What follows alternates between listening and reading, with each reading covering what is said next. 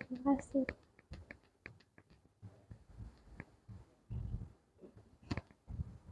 Bentar ya, Ibu ambilin minum dulu. Ya.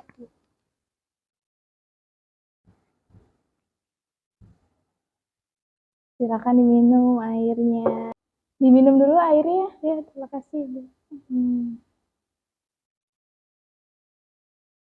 Oke, tadi kesini naik apa? Naik motor sendiri. Naik motor sendiri. Oke, sebelumnya namanya siapa? Nama saya Risma Anggraini. Namanya Risma Anggraini. Enaknya dipanggil apa ya? Risma aja. Risma aja. Oke. Risma tahu tempat ini dari siapa? Kebetulan ini dari teman, rekomendasi dari teman. Rekomendasi dari teman ya. Oke. Sebelumnya Risma udah pernah melakukan bimbingan dan konseling? Kebetulan belum pernah. Belum pernah. Oke. Sebelum kita melakukan bimbingan konseling, ada hal-hal yang perlu Risma ketahui ya. Yang pertama itu pengertian bimbingan konseling itu sendiri. Oke. Kemudian di bimbingan konseling juga ada yang namanya fungsi. Nah, caranya itu penjelasan. Di mana penjelasan itu membantu menjelaskan masalah kita. Kemudian ada pemahaman di mana Risma nanti di sini akan mengambil masalah yang sedang alami. Oke, itu adalah beberapa fungsi yang ada di bimbingan dan konseling. Kemudian di bimbingan dan konseling juga ada yang namanya asas. Ya, yang pertama yaitu asas kerahasiaan. Untuk informasi dari ibu tidak akan memberikan kepada orang lain. Ya. Kemudian ibu hanya di sini soalnya tahu akan dari orang lain. Soalnya, oke. Soalnya adalah asas dalam bimbingan konseling. Jadi asas ini itu asas selalu bisa dikatakan ada siapa. Kemudian yang itu asas mandirian. Nah, asas mandirian ini sendiri bisa dibantu untuk bisa mandiri, mengambil keputusan sendiri dan tanpa nantinya akan bergantung pada orang. Oke, bisa dipahami Risma? Bisa, Ibu. Bisa. Oke. Langsung kita mulai aja ya. Oke, sebelumnya permasalahan apa yang sedang Risma alami? Permasalahan tentang bullying di SD. Tentang bully dari SD sampai? Ya, itu kejadiannya nggak lama sih, cuma beberapa bulan doang. Tapi awalnya ya saya juga nggak ngerasa kalau itu bullying, kalau itu bikin trauma gitu. Karena sayanya juga masih pengen ngelawan waktu itu. Tapi ya ternyata pas di SMP, nah itu kan kejadiannya mau lulus SD ya, di bulan-bulan Januari Februari gitu. Nah pas di SMP tiba-tiba ngerasa kayak gitu lagi, ngerasa kayak takut lagi gitu. Pas di bulan mau lulus setiap ada yang sinis dikit, ada yang masalah dikit sama saya, jadi ikutan panik, jadi suka panas dingin, jadi muka tuh langsung pucet gitu. Bawaannya takut di apa-apain di jalan, karena kan waktu SD mah jalannya deket gitu ya dari sekolah ke rumah, jadi kalau dijegat-jegat di jalan juga masih bisa kabur. Tapi kalau di SMP itu takut banget karena perjalanan ke rumahnya juga jauh, naik angkot gitu.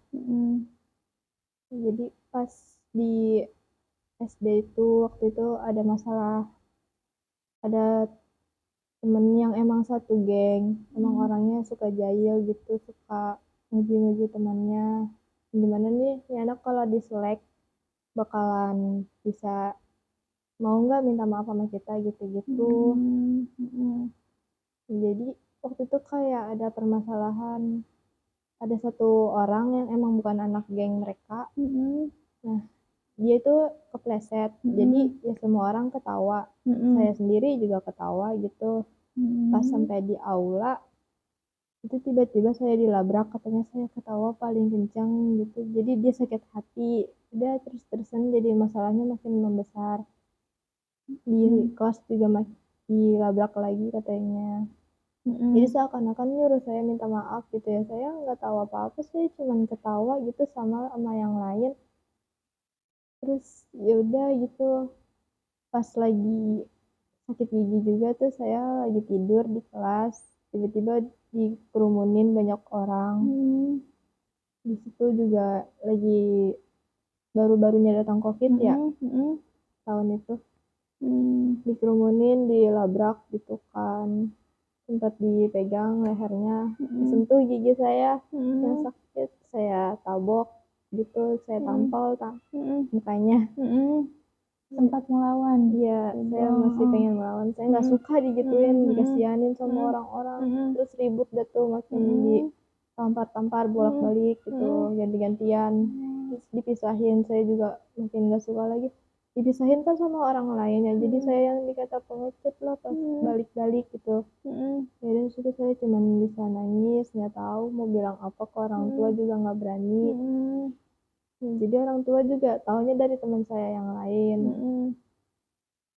Terus ya udah gitu, orang tua juga bilang ke guru-guru ngebelain si anak ketua geng itu karena dia juga broken home, jadi adabnya kurang baik katanya. Jamin aja diselek, ya udah gitu, nggak usah temenan lagi sama mereka. Terus juga makin di jalan juga suka dijegat gitu, diledek-ledek. Waktu itu kan juga ada bimba dia mau ujian, ya saya mau nggak mau harus ikut, diwajibkan. Tapi di situ ya, terus-terusan diganggu walaupun ada guru. Ya gurunya juga nggak ngeh mungkin ya. Terus ya udah pas mau ujian juga di situ saya agak seneng dikit pas diliburkan, saya jadi nggak ketemu mereka lagi.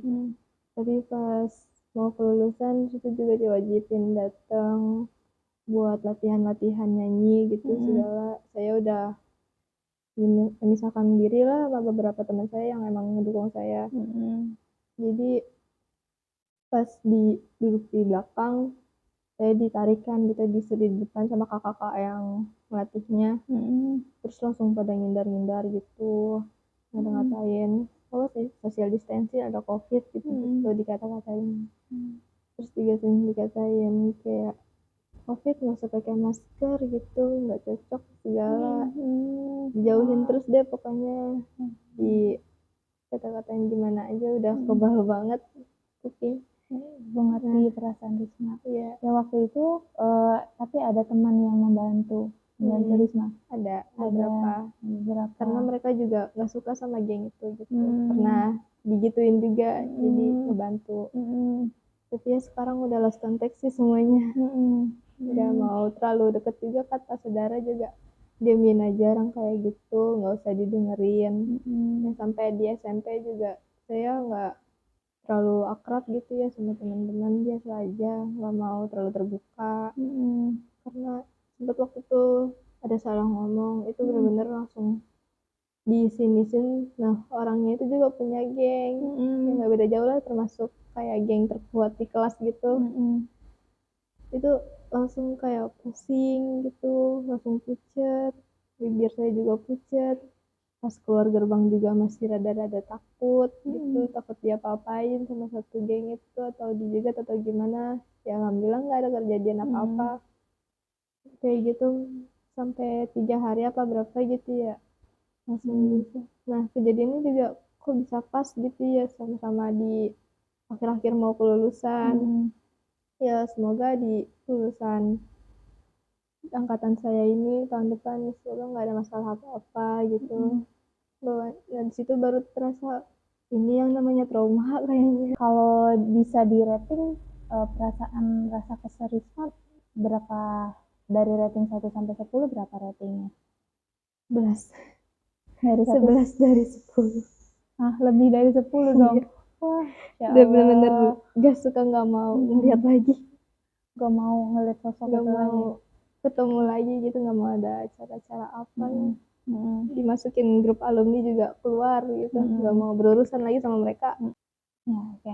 Dari cerita Risma, Ibu mau menggunakan teknik SAF, artinya spiritual emotional freedom technique.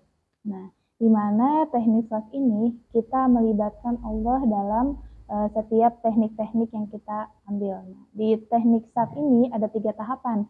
Yang pertama setup, yang kedua tune in, dan yang ketiga tapping.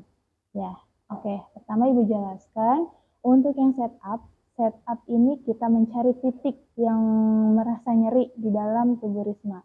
Kemudian kita tekan titik yang merasa nyeri, titiknya di mana? Di sini. Titiknya di sini. Kemudian kita tekan, kemudian kita lafalkan doa memohon kepada Allah, karena kan Allah itu tempat kita bergantung, tempat kita memohon, Allah yang maha membolak-balikan hati kita. Ya. Kemudian tahap yang kedua yaitu tune-in. Tune-in ini di mana nanti Risma di alam bawah sadar Risma membayangkan di depan Risma ada sosok yang dulu membuli Risma. Di situ Risma boleh mengungkapkan emosi Risma, boleh nangis, boleh pokoknya melepaskan kekesalan Risma, boleh teriak sekencang mungkin boleh. Kemudian yang terakhir yaitu tahapan tapping. Tahapan tapping ini nanti kita akan menekan titik-titik akupuntur yang ada di dalam diri kita. Nah, setiap penekanan titik-titik akupuntur ini, kita akan melafalkan doa kembali. Ya. Setelah itu, sudah. Nanti kita akan melihat hasil dari penerapan teknik saat ini. Ya. Ya, mau melakukannya sendiri atau dipandu oleh ibu? Dipandu aja. Dipandu oleh ibu. Oke. Yuk, kita mulai aja ya. Kita mulai ya. Oke.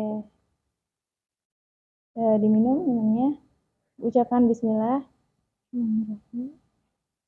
Rasakan air yang mengalir di dalam tubuh Risma. Rasakan sejuk di dalam diri Risma. Pejamkan matanya. Agak munduran biar rileks. Rileks. Tetap rileks, terus rileks. Diminum lagi airnya. Ucapkan alhamdulillah. Alhamdulillah.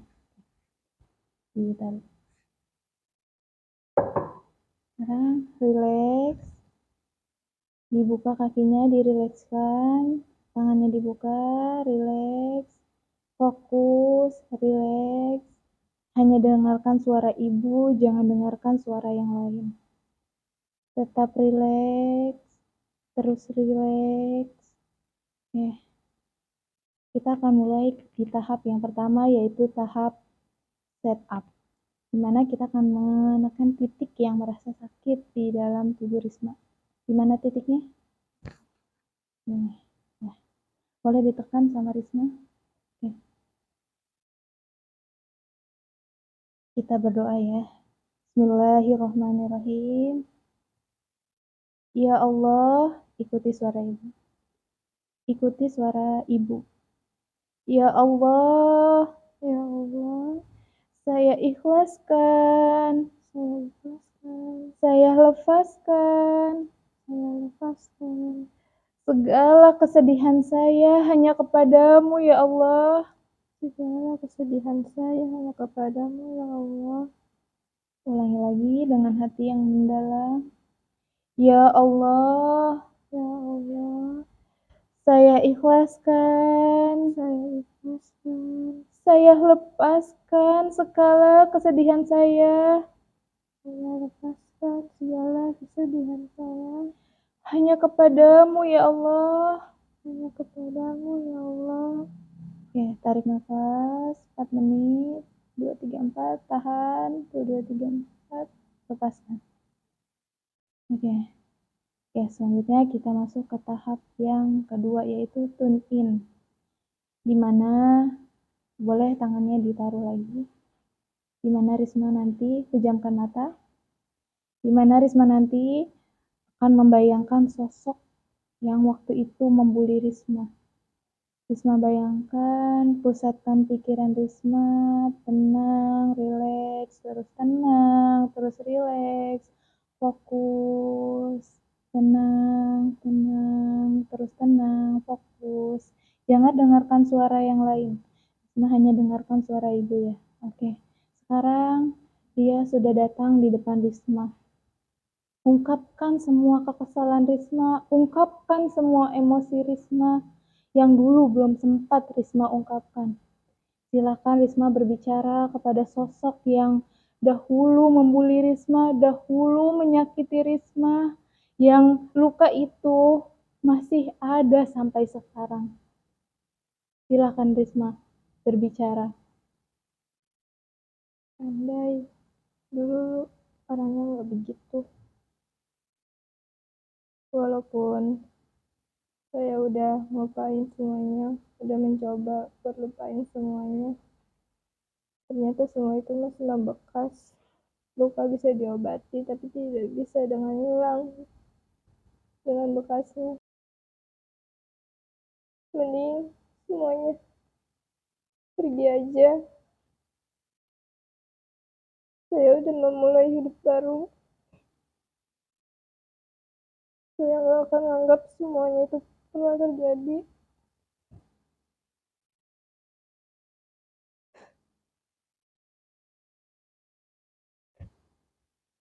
Ibu.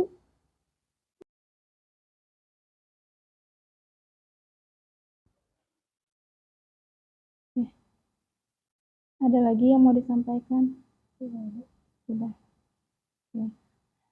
Oke, kemudian tahap yang ketiga yaitu tahapan tapping, di mana kita akan menekan titik-titik akupuntur yang ada di dalam tubuh kita. Oke, Risma boleh mengikuti Ibu. Ya, pertama tekan titik di tengah kepala ini. Ucapkan tulus dan dalam hati yang mendalam ya. Nah, ya Allah, saya ikhlaskan, saya lepaskan segala kekesalan saya, hanya kepadamu ya Allah. Sekarang bagian dahi.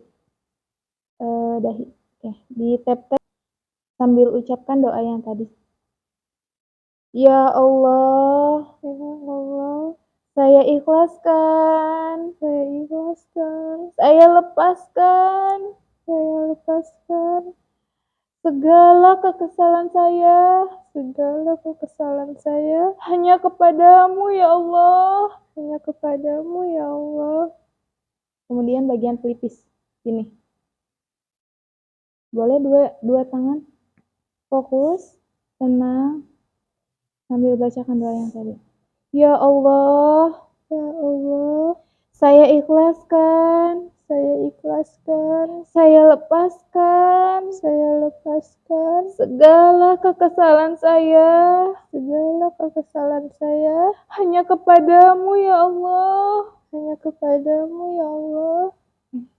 Kemudian bagian pipi, tulang pipi sini. Nah, ya Allah, saya ikhlaskan, saya lepaskan segala kekesalan saya, hanya kepadamu ya Allah. Bagian ini. Ya Allah, saya ikhlaskan, saya lepaskan kekesalan saya, hanya kepadamu ya Allah. Dan bagian ini. Ya Allah, saya ikhlaskan, saya lepaskan segala kekesalan saya, hanya kepadamu ya Allah. Nih, kemudian bagian ini. Tulang selangkah. Ya Allah, saya ikhlaskan, saya lepaskan segala kekesalan saya, hanya kepadamu ya Allah. Boleh jarinya dipegang. Ya Allah, saya ikhlaskan, saya lepaskan segala kekesalan saya, hanya kepadamu ya Allah. Ibu jari ditekan kukunya. Ya Allah, saya ikhlaskan, saya lepaskan segala kekesalan saya, hanya kepadamu ya Allah. Ya Allah, Saya ikhlaskan. Saya ikhlaskan. Saya lepaskan. Saya lepaskan. Segala kekesalan saya. Segala kekesalan saya. Hanya kepadamu ya Allah. Hanya kepadamu ya Allah. Ya Allah. Ya Allah. Saya ikhlaskan. Saya ikhlaskan. Saya lepaskan. Saya lepaskan. Segala kekesalan saya. Segala kekesalan saya. Hanya kepadamu ya Allah. Hanya kepadamu ya Allah. Ya Allah. Ya Allah. Saya ikhlaskan. Saya ikhlaskan. Saya lepaskan. Saya lepaskan. Segala kekesalan saya. Segala kekesalan saya. Hanya kepadamu ya Allah. Hanya kepadamu ya Allah.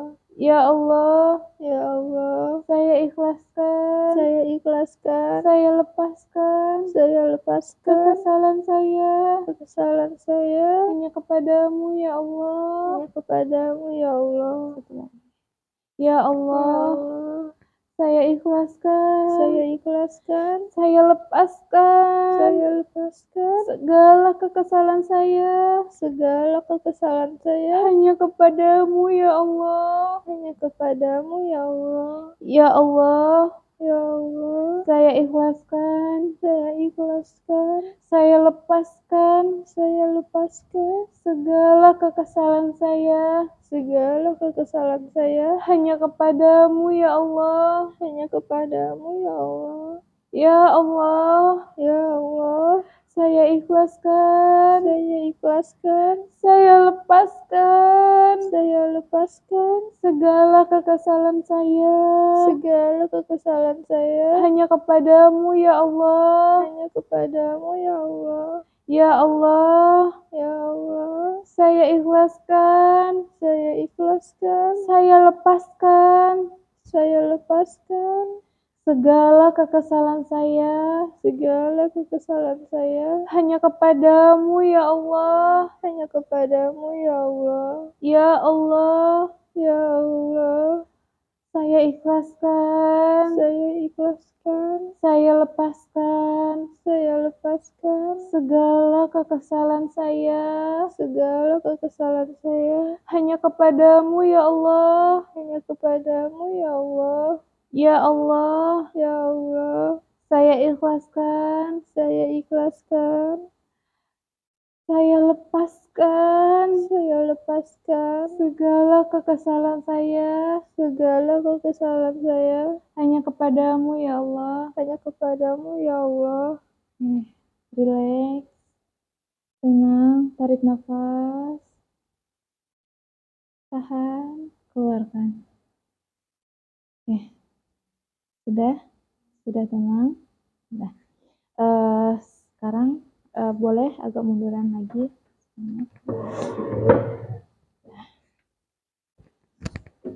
Oke, diminum dulu.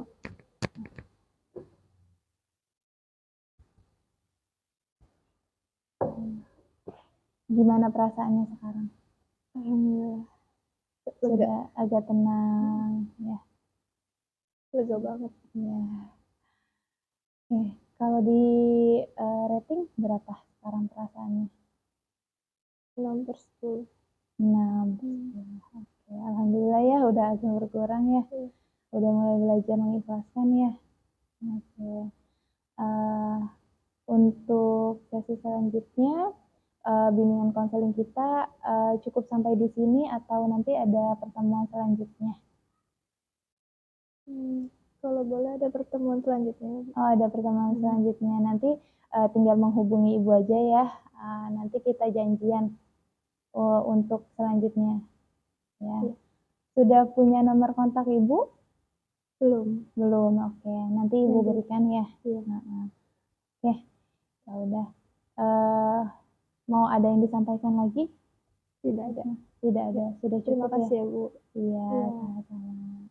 Tetap semangat ya dalam menjalani hidup. Oke. Ada lagi? Sudah? Sudah. Oke, berarti dicukupkan saja ya untuk pertemuan konseling kita hari ini. Ya udah. Oke, sebelumnya kalau misalkan ada kata-kata ibu yang salah mohon dimaafkan ya. Ya, Ibu. Nah, jangan sampai terbawa ke dalam hati ya.